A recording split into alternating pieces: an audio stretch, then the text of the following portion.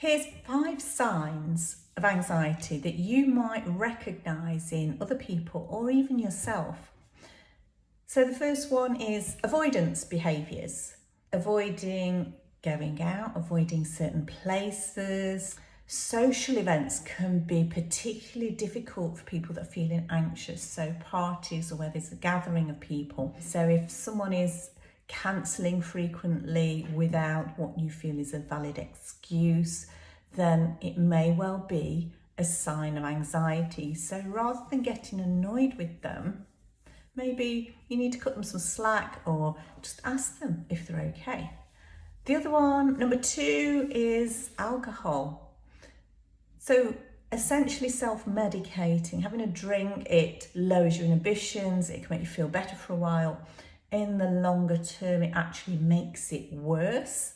Most people know that, but we want instant relief when we're not feeling good. So drinking on a regular basis, it doesn't mean someone has to be an alcoholic, but drinking on a regular basis can well be a sign of anxiety. Drugs is another sign. So number 3, recreational drugs. Weed is a common one for people with anxiety.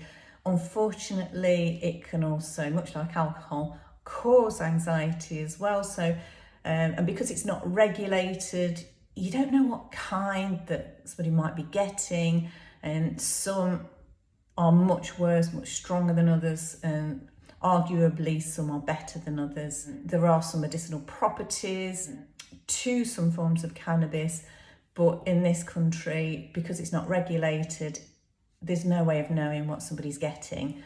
So it's not an ideal route to take. Number 4 is anger. So people that have angry outbursts, that always comes from a place of anxiousness and fear. That's where anger comes from. So if somebody's having anger outbursts, that's coming from a place where they're hurting on the inside.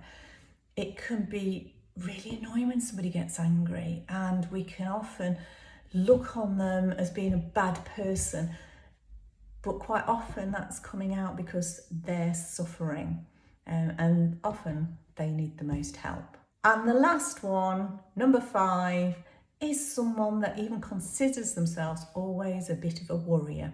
Because if you're a bit of a worrier, that's anxiety just on a low level, bubbling away underneath. But it impacts on so many things because you're constantly worrying instead of enjoying life to the full. So there are 5 signs of anxiety. Do you recognise any of those in yourself? Do you recognise them in other people?